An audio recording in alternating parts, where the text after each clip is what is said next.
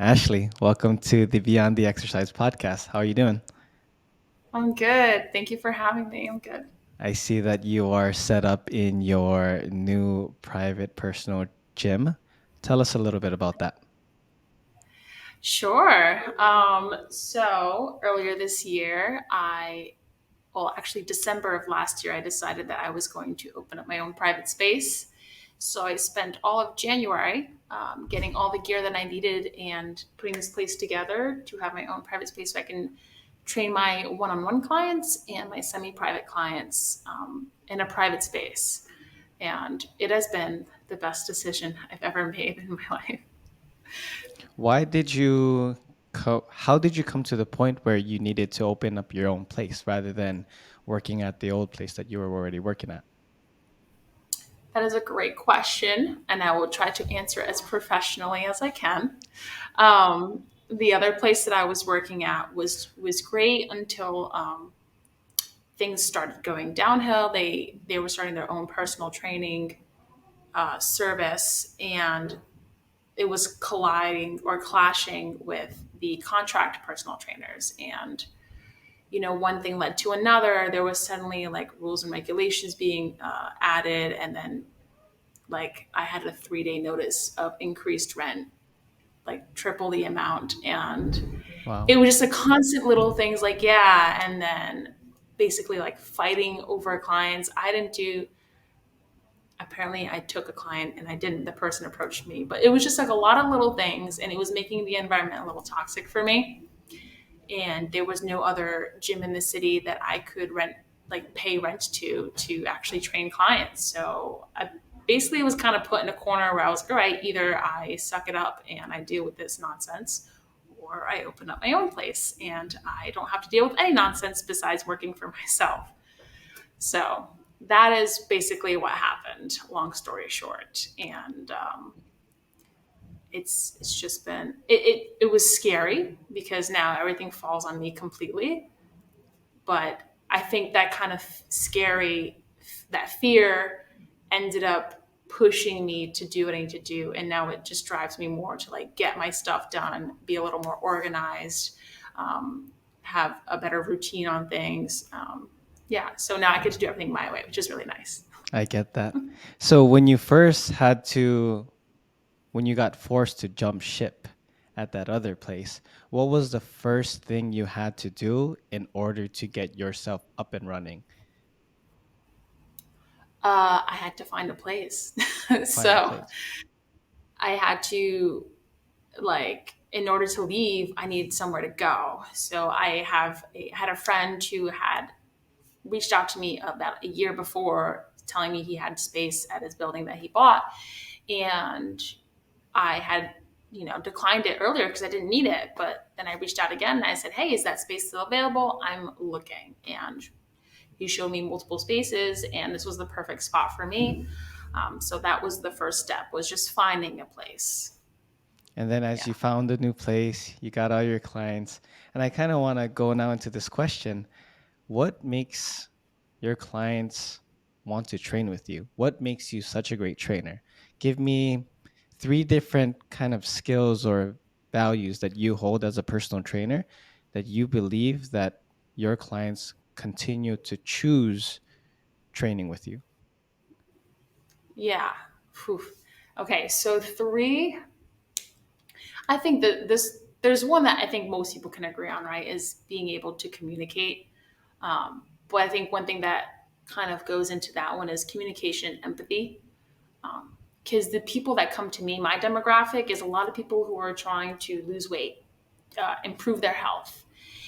And when a client gets to that point, it's like they're probably either at rock bottom or really self conscious, really insecure and nervous. So it's like I have to put myself in their shoes as often as possible to understand where they're coming from so that I can communicate more effectively with them. And I think I do a pretty good job at that.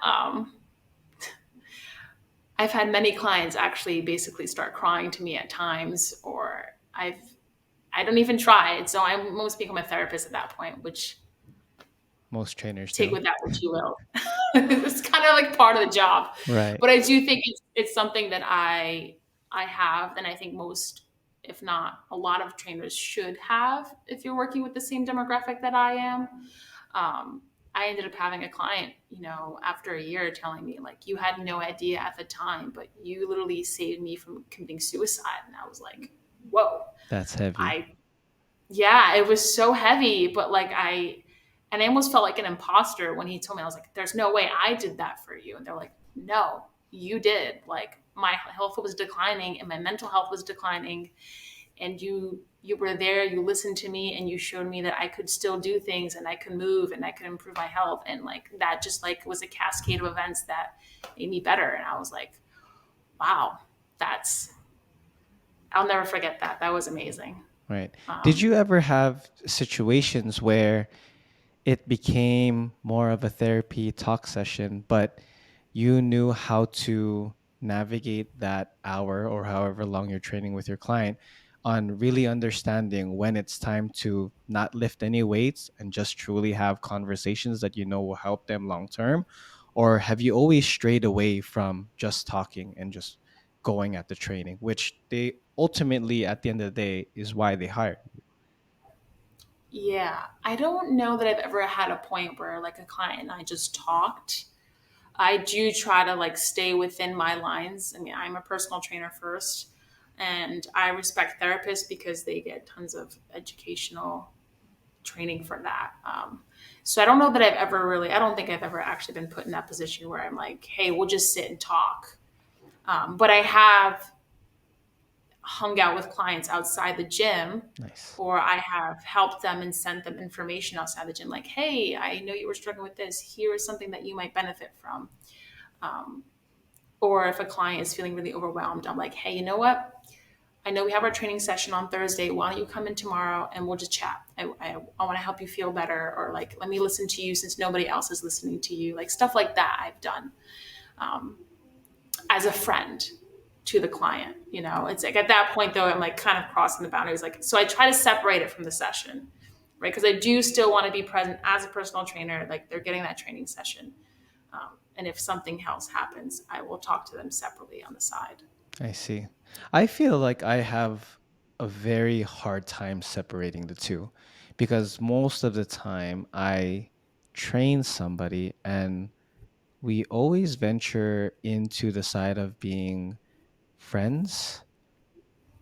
I think that also is shooting myself in the foot because at times where I really need to put my foot down and put on my personal trainer hat, sometimes I'm now working with these guidelines that I've created for myself.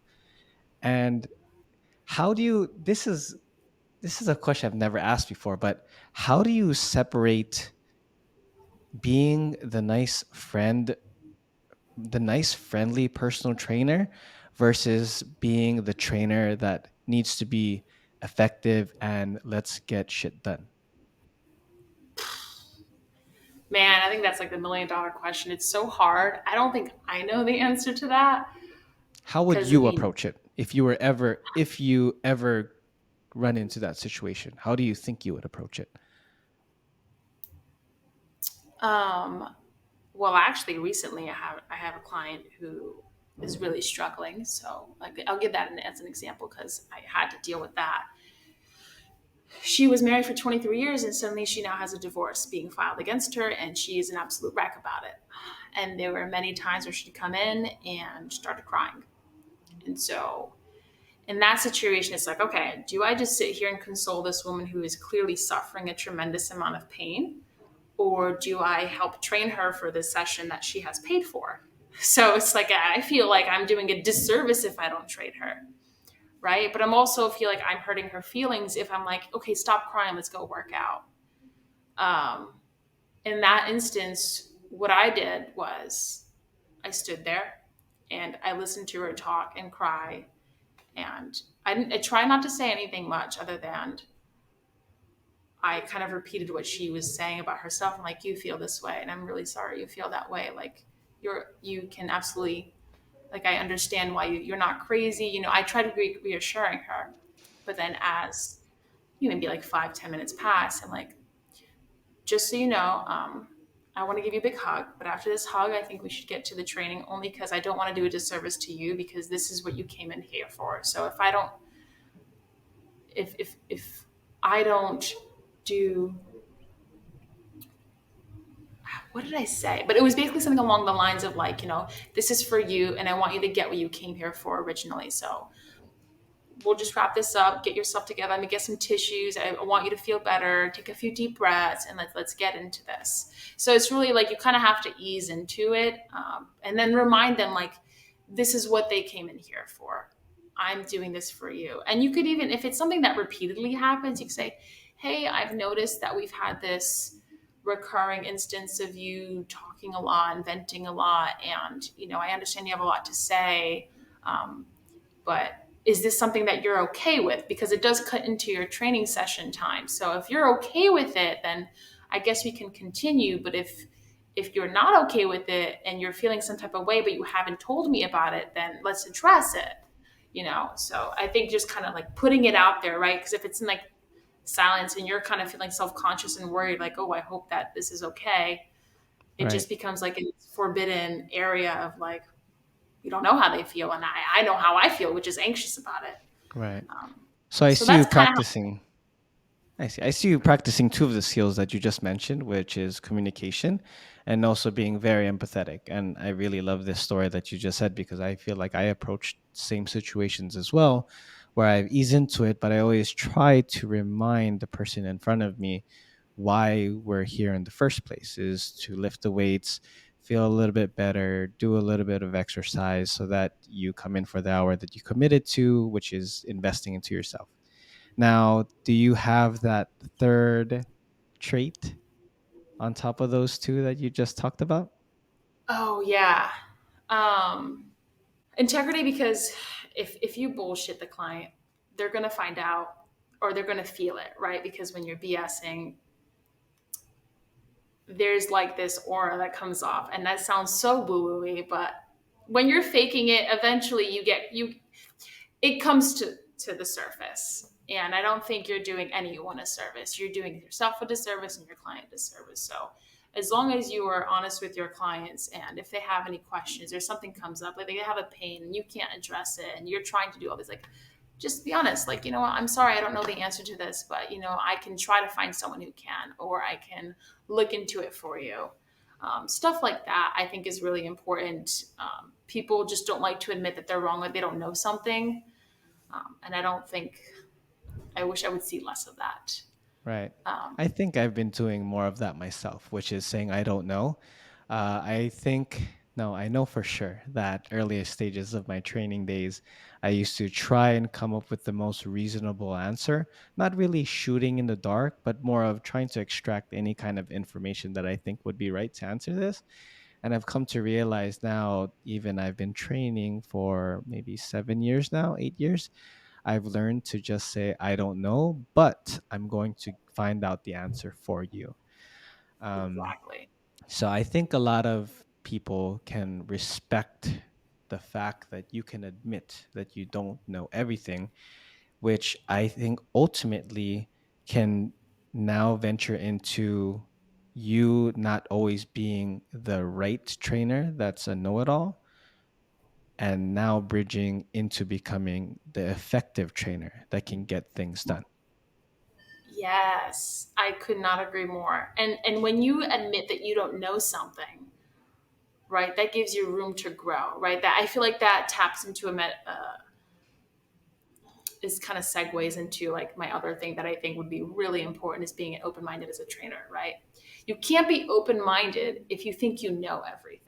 So if you admit that you don't know something, then that gives you space to be like, let me find out what I don't know. And that just makes you a better trainer because you are constantly pushing your limits and trying to find out more for your clients, trying to keep up with whatever information is out there.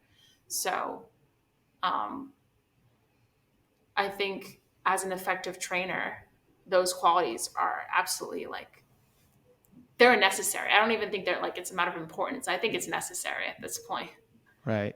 It's just simple Googling. What I do honestly is I Google in front of my client. I tell them I don't know the answer to that, but let's Google it. And then you see a million different links, and sometimes the answer is going to support their answer, and then it's going to support my answer, and then we either just drop it that we just don't know and we keep on moving with the session, or we both do our own research, come back maybe an hour or two later, or maybe the next session, and then talk about it. But I think that's also a very great way for you and your client, or anybody that you're working with in general, to build a better relationship, that you guys are in this together. That's why I've been thinking about more of the relationship from a client to trainer relationship is more of like teamwork rather than one person telling the other person what to do. Because in all honesty, my clients that I train right now are so much more smarter in different areas, and a simple Google search is definitely going to beat me 10 times out of 10. So I That's so just true. I mean, and I think a lot of answers would be answered just from simple Google. I sometimes wonder why people even ask me questions because I'm like, do I look like Google? I right. mean, you could Google this. But also, no, I agree. I definitely think the team effort is like a big thing because if it becomes like more like the trainer's always right, then you almost put yourself on this pedestal and it's almost like an authoritative figure. And how I don't think that's really conducive to helping someone learn and grow and feel motivated either. Like I know motivation doesn't come from other people, but when you have like a team effort kind of look at it, you feel a sense of support. Like you really feel like they've got you, like I'm here for you, you're here for me, and we're going to figure this out together. Right. Otherwise, it becomes like this parent to child kind of weird relationship. And Right. it doesn't vibe very well for me.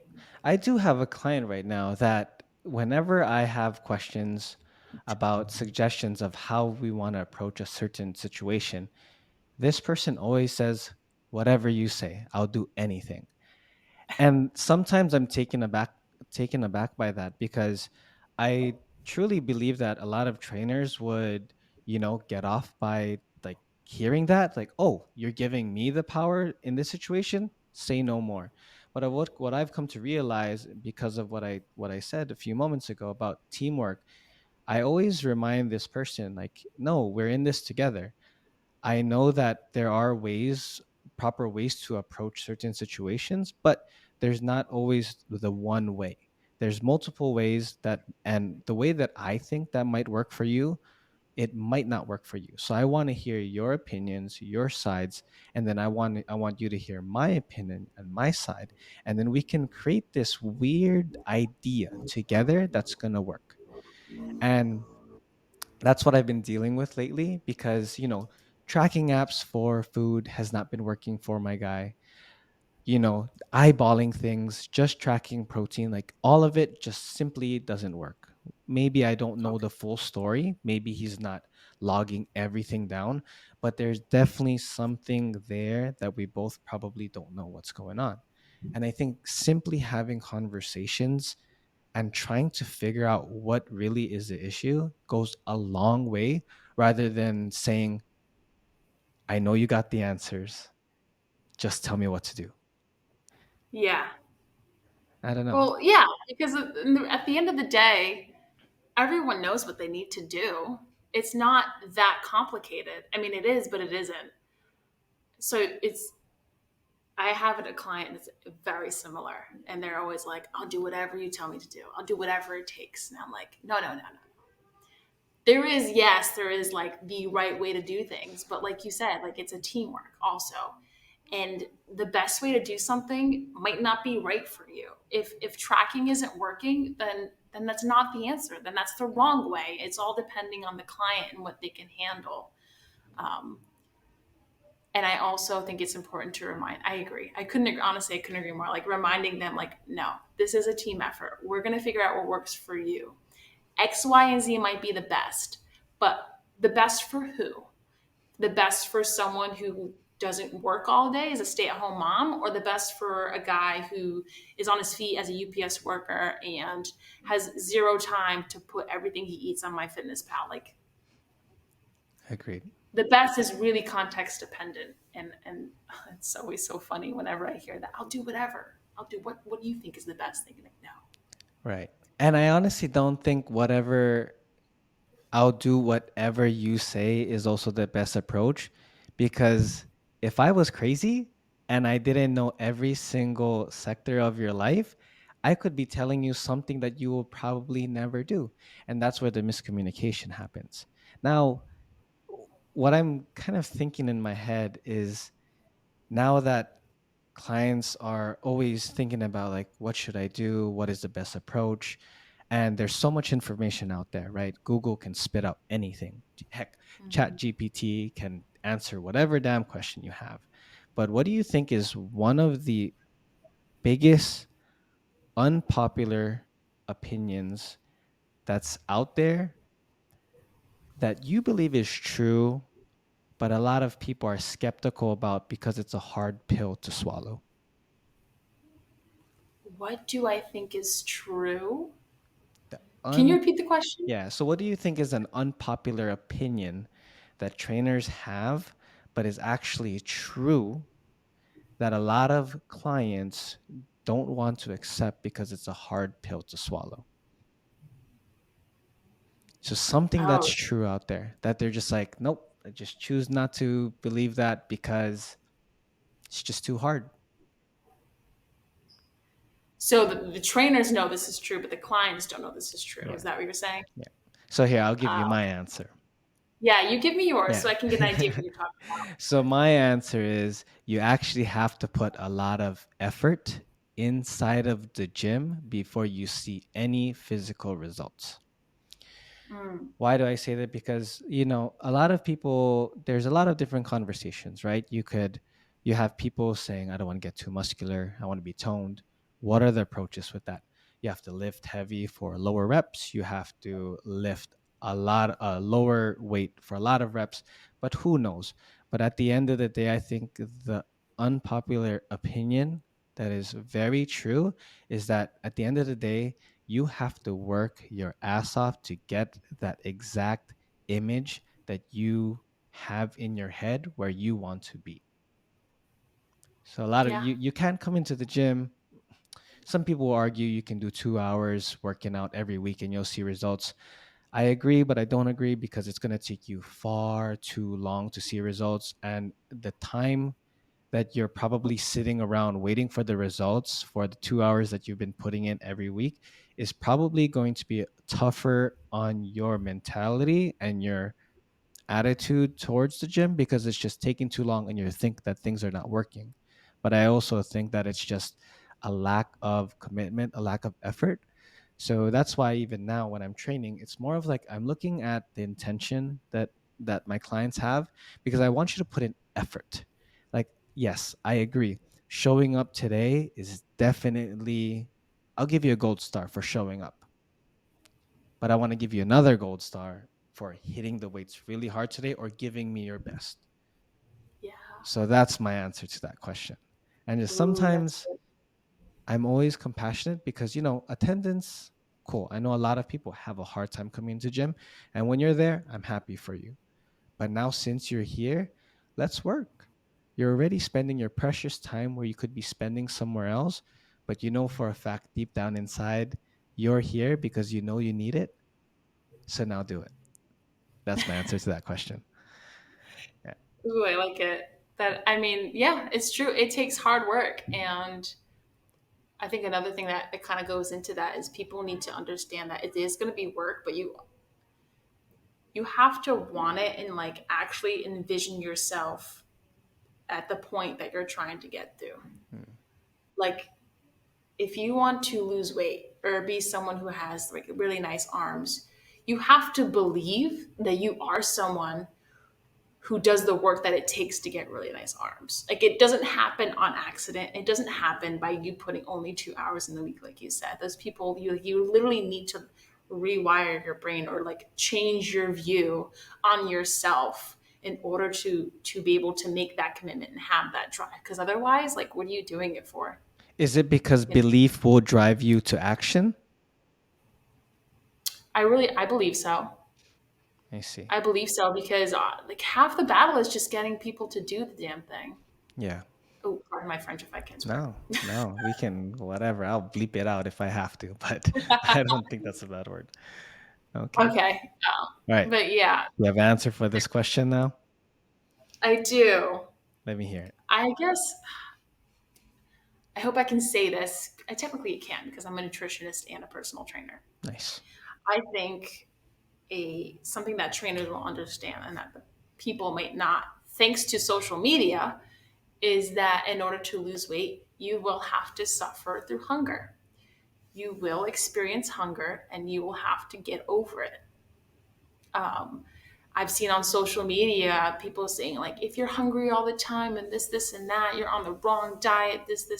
Um, you're not fueling your body enough, or you have blood sugar regulation issues. And like, sure, there is context in when that is true, but the reality is, if you're losing weight, you have less fuel than you need, so you will feel hunger. You will get the hunger pains. You might have days where you're tired and you're feeling low energy. Like, you have to embrace the suck because that is part of the process.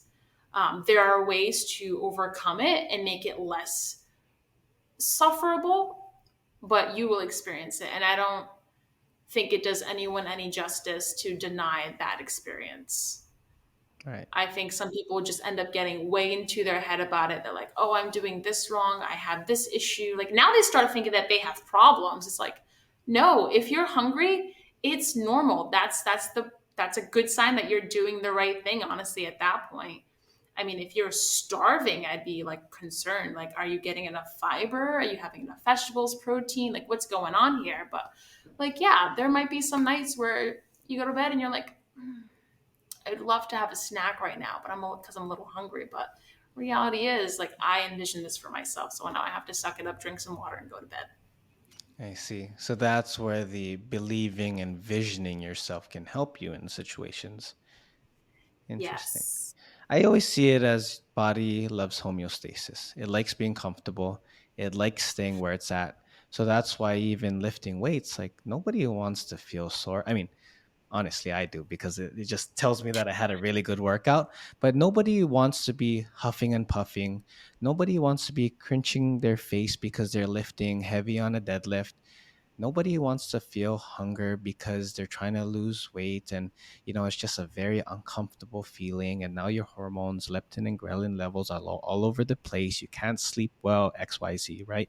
But in order to create change, there has to be a disturbance, and if Yes. there's no disturbance, I think it goes back to the old saying, like nothing worth waiting for or working for comes easy. Yes, I say this all the time. Nothing worth having comes easy. Because if that were the case, we'd all be doing it. Everybody would have it. Everybody Everybody would would have have it. it. All right, that is so. And this is making me think about as well on your social media because I follow you on Instagram. And I just Oh, love the God. way you approach a lot of different topics when it comes to fitness. What made you choose approaching your social media in a very comedic and lighthearted way? Mm. I just feel like it's so funny because we're talking about like you have to do like belief, like it's very deep, but it's serious, but it's not that serious. Agreed. And I just know that fitness can be so intimidating for a lot of people. Um, as someone who's been doing it, like trainers, like we've been doing this for a while, and sometimes we forget that how anxiety inducing it is just to step foot in a gym or to even fathom the thought that you could look a different way, right? I remember back then, like if you told me that I look this good, I'd be like, LOL. There's Yeah, no way. I There's still think no way. that till Like, today. this is a sick joke. There's no, yeah. I was super self conscious, and I think that it's easy to forget. So like with all these motivational posts and these reels with exercise jargon and like all these technical terms, like that kind of content, who are you catering to? You're catering to the gym rat who's already into fitness or the personal trainer who's already into fitness. And for somebody like my demographic is, like I said, weight loss and people who are like really insecure and like in a really tough spot at this point, they're scared. And I think comedy is like one of the best ways to make someone feel a little less scared, a little more comfortable, and just remind them it's not that serious. You can enjoy this process. It doesn't have to be as scary. The same way, whenever you introduce like a large crowd, what do? Icebreaker. I just feel like comedy, a good chuckle will get you a long ways. It helps you open up. It helps someone else open up to you. So um, I ended up just I try to do the best of both worlds by doing yes informational posts, but really it's the comedy because it makes someone feel good, and I'd rather make someone feel good than just throw information at their face that they're not going to make use of. So I Right. try to do the best of both worlds because I do know that I have some trainers who follow me and stuff like that. But Right. I do understand how being a little bit lighthearted and reducing the tension for somebody who thinks like lifting weights it's like this thing where you have to go through suffering and torture, and I can even relate. And actually what I my approach to this, to sympathize with my clients who I do know have a hard time coming into the gym because it's just something that they're, it causes friction, is doing new things myself. Uh, I take Spanish classes twice a week, and the 30 minutes leading up to my lesson, I've been doing this for a year and a half now. Like I still feel nervous, and sometimes I go back to some of my clients who I just know that just hate being there, but they need to do this and they're learning a new skill. I think we all have to understand, and this is a reminder to myself, it's the first steps are always going to be these baby steps and just all fun and games. It's not the end of the world. You're going to get better. Just do it. It takes, more repetitions. And yeah, I think it's really cool that you're taking this approach rather than being, so serious about this whole fitness stuff because nobody wants to feel like that. yeah, and it makes you and it's more approachable. Like when I remember when I was overweight and seeing that kind of content, I'm like, ugh, that's not my crowd. I might like they'll never like no one will look at me like that, and I don't know, scary. Like no, I want to be approachable. I want to make this look like fun. Like we're not evil people who just like to torture people and make them sore the next day. Like could be a much better experience than your brain is spiraling it to be, and that's I think just like calming someone's nerves down is the best way to go. Right. Have you mentioned that you used to be overweight. Yes. How, one, if you're okay talking about it, how Mhm. did you get to that point and how did you get yourself out of that point? Um, how I got to that point, I think looking back at it is just, culture, the way I was raised. I am 100% Portuguese. I was born in America, but my parents are from Portugal. And I ate a lot of really good food. My dad loves to cook some really great cuisine, and I didn't see a vegetable till I was 16. Oh wow. Um, yeah, it's so sad. But yeah, I just ate a lot of really dense foods like meat, rice, fries, eggs, and then I would also eat the American food. Like I would get a 12 to 20 piece McNugget every night, or I would get donuts in the morning when my parents were going to work. So all that just piled on, especially because like I never played sports as a kid. I was more of a creative mind, you could say. I spent a lot of time sitting in my room drawing. So it's very sedentary. So I think those things combined, it just, your girl started adding some weight. And then one day, oh man, there's two things that I remember. One, I remember taking off, I think I was like 15 at this point, and I had like removed my shirt because I had a bikini on there. We had a pool at our house. I removed my shirt and I went in the pool. And then later that day, I had found out that one of my cousins had saw my body and made a comment, and he was like, "Oh my god, dude, your sister got so fat," and it crushed me. It was awful. And then I remember that being like something that was on heavy on my mind. I became really self conscious. But what really drove it, and this is something that I didn't realize until later on, was that the internet, I was using the internet as a vision board that changed my belief about myself. So this is why I believe in it so much. So what happened was, you remember the back in the day where Tumblr existed? Okay. So Yeah, a basically, little. for who doesn't know, Tumblr was like, I don't know, Pinterest basically. It was a blog where you just reposted pictures and I don't know, maybe some poems or whatever. Hmm. I had a Tumblr and I would scroll and scroll and I followed all these fitness accounts and I would just like it was a motivational quote here, it was a recipe there, and it was just a really fit looking body here. And I spent hours on it. So I would scroll and scroll, and eventually, like it literally got to my head where I was like, I'm I'm a runner, right? I run, I do Zumba, or I'm that girl that eats a vegetable. And it was just like the next day I had mustered up. I was so scared to ask my dad. I was like, Dad, can you please buy me some broccoli? And I said it like cringing. Like I was like, oh, he's gonna fight me. He's gonna be like, why would you want that? And he was like, sure. And I was like, no way. I'm one step closer to being this fit person. And it just like little things like that started happening. But it all stemmed from me spending hours and hours of getting this content thrown in my face about fitness and health and motivational quotes. And essentially I started believing that I could do that. Interesting. So So you are the sum of the 10 Tumblr accounts that you follow. Kind of like the sum of the basically, 5 friends that you hang out with. yeah. Interesting. That kind of bleeds into the environment, right? Like you become the person that the people that you're hanging around with. And I think that's a very useful tool. Like how you said, it's just you see it so many times. And I think there's two ways that I believe that situation can go about. It could Yeah. either keep on pinning you down and dragging you down if you take it in a way where like you have this belief where I can't achieve that, or you push past that discomfort, understanding that you might not be there, but like you said earlier, it's believing some form of manifestation that, hey, I can be that person. I might not be that now, but one day I will be. And I think the first step is ordering some broccoli. Yeah.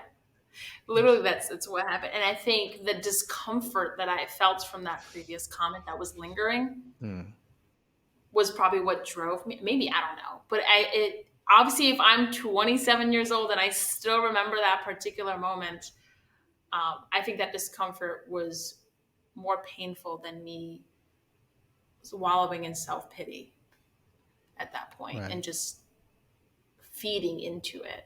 Or maybe it's just my personality. I don't know. But I am definitely the type to like go after something if I really want it and I believe that I deserve it. So I agree that it definitely could have gone one way or another.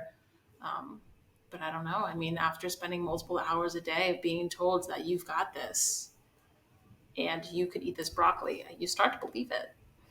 Right. I think there's always needing to have some kind of catalyst that, that just breaks the camel's back. The straw that breaks the camel's back that's going to either push you forward or, push you back. And I think, just like I said, just sitting in that discomfort, knowing that you're not there yet. And this is a constant reminder to myself as well. I'm not there yet, but I know for a fact if I just keep on hacking at that tree, keep chopping it down, eventually it will fall down and then I'll reap all the rewards. So kudos to you.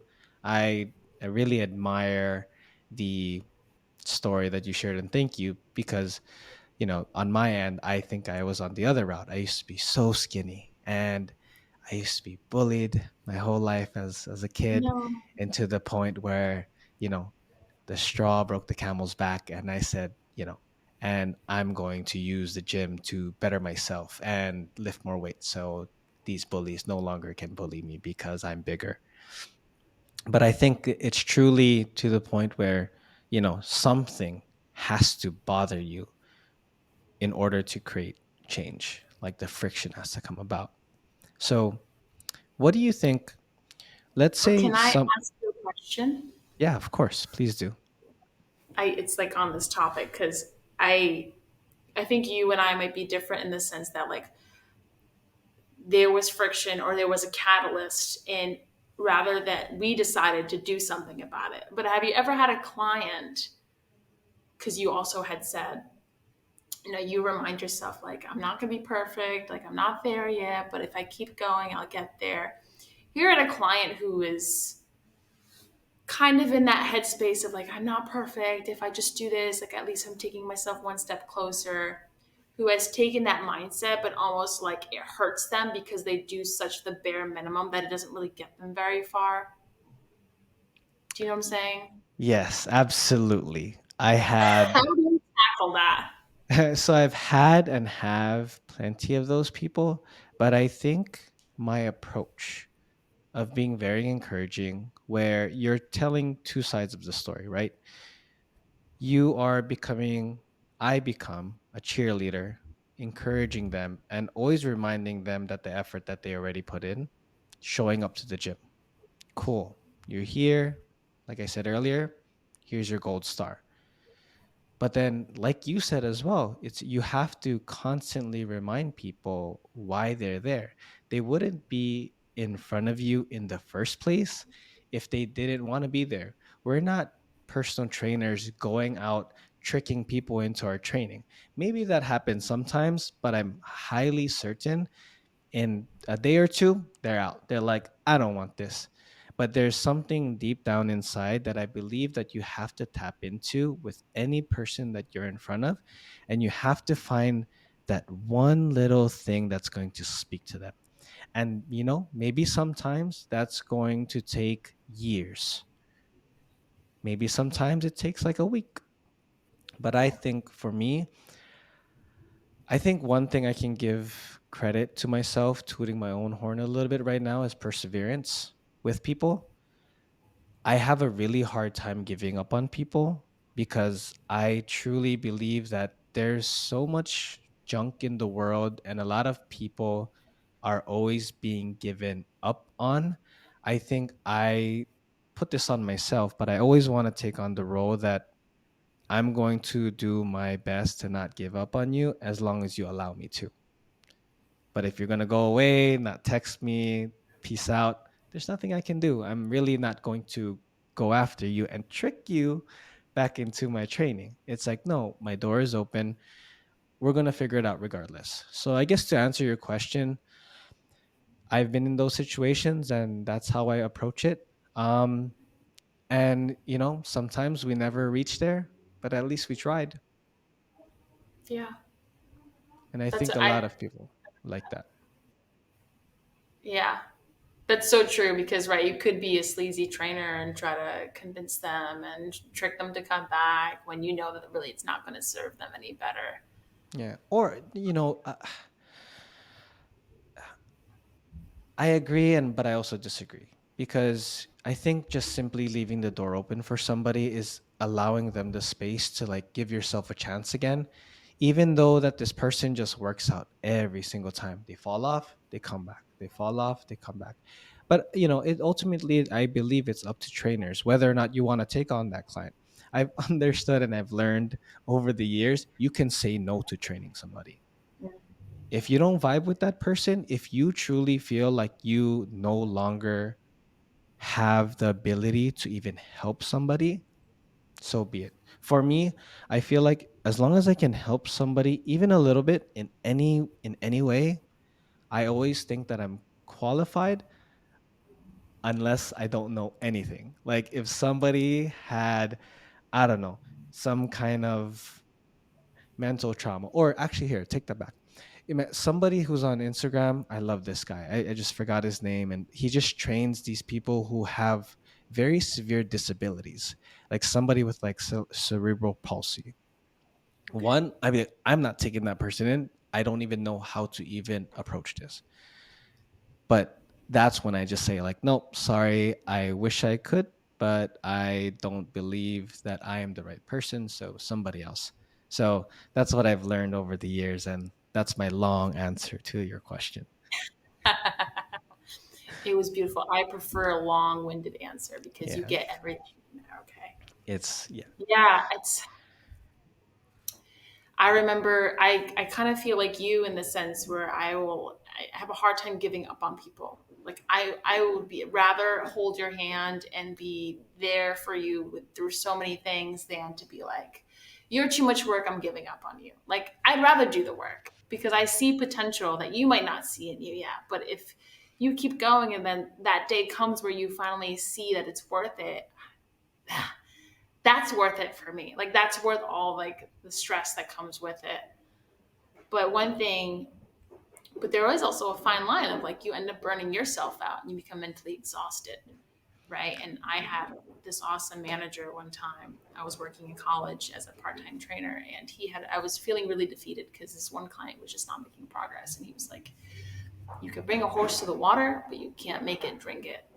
Like, you can do your absolute best, and as long as you know that you did your best, then that's what really matters the most. Like, you can't make people do things, but if you just always know that you did your best, and you can relieve yourself of that guilt because you can't control everything. You can only control the controllables. So that was something that helped me. I don't know if anybody else listening or if you have ever had the same situation, but I definitely feel like you probably have been in that boat of like not giving up and then to the point where it might be a little exhausting for you. Yes. Yeah, I've had multiple situations where I just did not want to give up. I don't know if it's because of my healthy obsession of doing the things that I say I want to do, and, always taking a stab at it. And just like, sometimes you just gotta throw in the white flag and say, no, I can't do it anymore. But, you know, I think I'm a recovering people pleaser, because I am definitely for the people and I always want to be helping people. But, there are moments in my life where I really have to sit myself down and say, this is actually harming me. I need to stop. Just like bad habits. I Yeah. think one day you just think like, oh, you're doing this because it's helping you. And like anything, I believe that there should be a catalyst or some kind of wake up call. And, I don't know what that could be for most people, but I think it is the uncomfortable feeling that that this is no longer serving you, that you should probably let go. Because if it's something that's actually good for you, it would probably feel good in some way, i.e., exercise. It's a very uncomfortable feeling. You're sweating, you're huffing and puffing. But after you're done getting your session in, you're like, oh my God, I feel like my arms are getting bigger and I'm getting healthier. Yeah. Or So like the those endorphin that comes situations through. are tough, Yeah. right? Like, I've had clients and they So come in, like, I don't want to this, be here today. right. Yeah, it's such a interesting journey. And I think it leads me to this question that I have for you now is, when when you were in your first year of training versus this past year of training, and now actually owning your own gym and really cultivating and building this environment that you want to build, what are the biggest lessons and takeaways that you've developed throughout your training years and continue to do now? Like, what are those lessons that you've learned that actually helped you to become a better trainer? Um, I think it's always, I think it kind of goes back to some of the values and traits that we've talked about before is like each year I get better at communicating. Each year I learn something new. And I remain open minded. I think my own personal journey has influenced my training, right? Like, whether it's an injury or I'm struggling with my own weight gain or weight loss, I think those things have helped me. But also, just every client is different. Every client is a different experience. It teaches you so much about, how you can help someone, or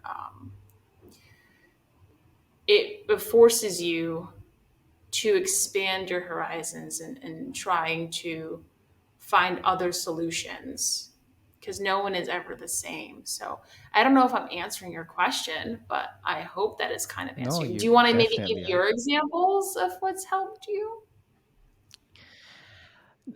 I think I am right on spot with you. I definitely am a better communicator, a better observer, and just learning on how to read the room.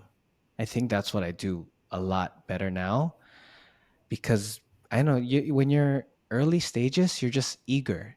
You feel like Superman. You think that everybody can do anything, and like any new shiny object, you're just like, this is brand new. This is gonna work so good, and then you go through so many different laps in life and dealing with different people, and then you just get skillful.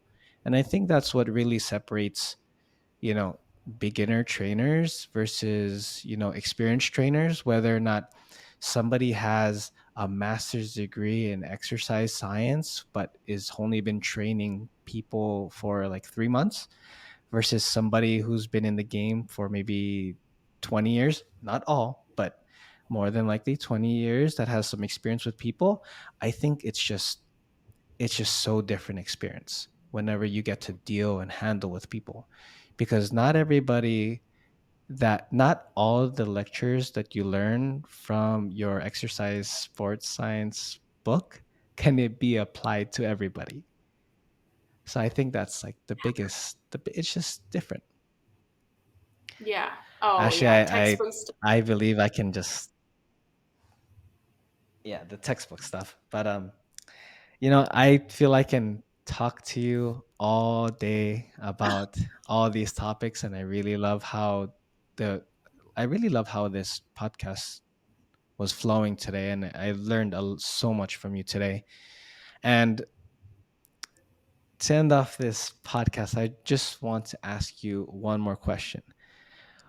What is one piece of advice that you can give to all of our listeners to better their health and their relationship in fitness that's beyond exercises? Ooh, their health beyond exercise. No I lifting think, weight. No, you got to do heavier shoulder presses. No, you got to run more miles. Something more meaningful than that. well, one thing that I've definitely realized that has helped me, and I think a lot more people would benefit from this, is to spend some time alone, undistracted. It is it sounds like the simplest thing ever.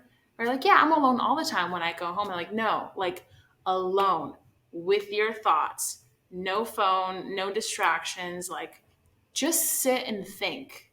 Talk to yourself, whether that's journaling on a paper or just typing some notes, like get in tune with yourself. What do you want out of life? What do you want out of yourself? What brings you joy? What do you hate? What are you tired of? Like people just go through the motions every day, and or like they'll just like feed themselves these distractions because they don't want to deal with these thoughts, and whether they realize it or not, it's like it's actually harming you in so many ways more than you would ever believe. So I would say spend some time alone, do some self exploration, like really truly commit, whether that's 5 or 10 minutes a day. Talk to yourself and go through those thoughts that are ruminating in your mind in the back that you kind of keep shoving and quieting. Bring them to the front.